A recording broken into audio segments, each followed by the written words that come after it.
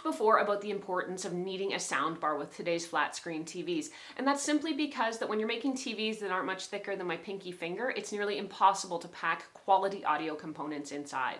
I'm Erin for Best Buy Canada's blog, and Sony is now making what it's calling a home theater bar. And that's because more than just an external speaker, the home theater bar acts as a central component, kind of like a receiver, and that's where you're connecting all of your home theater peripherals.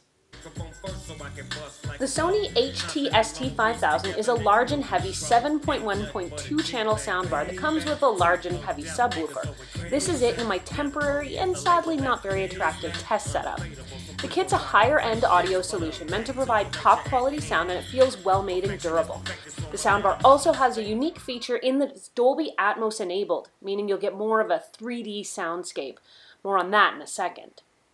I have to admit I struggled a bit with the setup of this device, but that's less because there's something wrong with it and more because I don't think I understood what it was able to do. The Sony HT-ST5000 basically acts as a receiver, so you need to connect all your TV peripherals and components into this device. Now with my old Sony soundbar and my TV, which I actually have connected just up here, it's just one single cable connected to the TV and it works just great. With this device, everything has to be routed through the soundbar in order to get audio. Once I was clear on what this device was trying to do, everything was set up and I was good to go. So let's talk about Dolby Atmos. Dolby Atmos was developed to give movie sound a more three-dimensional effect. Traditional 5.1 and 7.1 channel surround sound setups use speakers placed all around your room to get that effect.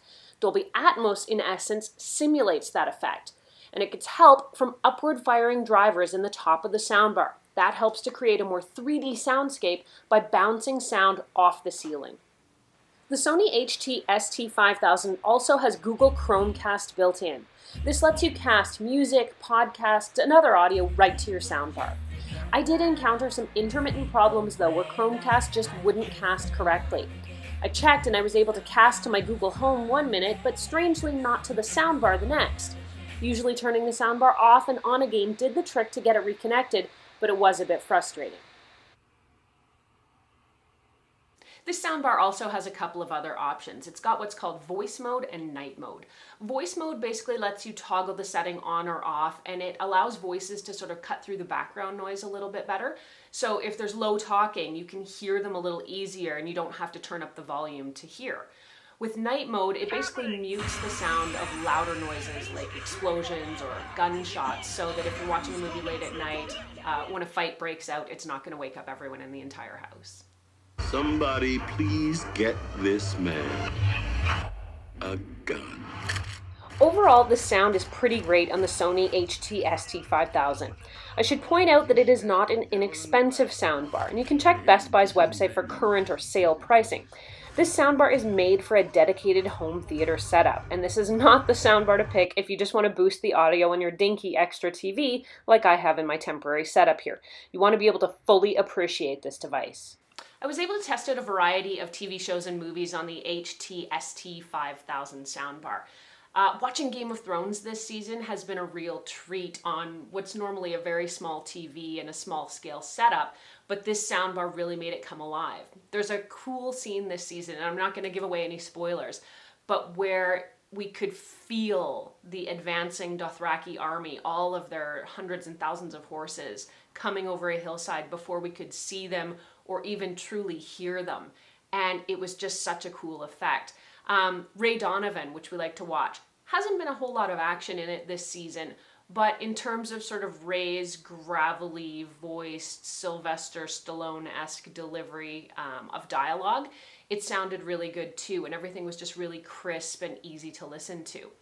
John Wick 2 was another movie which I watched, and I would say that was a seismic thrill ride.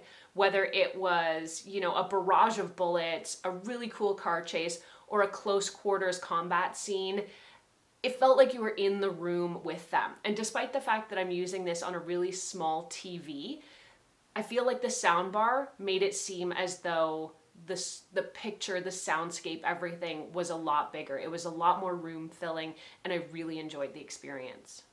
So I feel like I should share that I also experienced some intermittent connectivity issues, and you're looking at the result right now. Basically, I'd have my Apple TV connected, and then it tended to be when I switched between things like Google Chromecast and then tried to go back to the TV, that it would become disconnected. I've reset my Apple TV a couple times and it's just not seeing the device.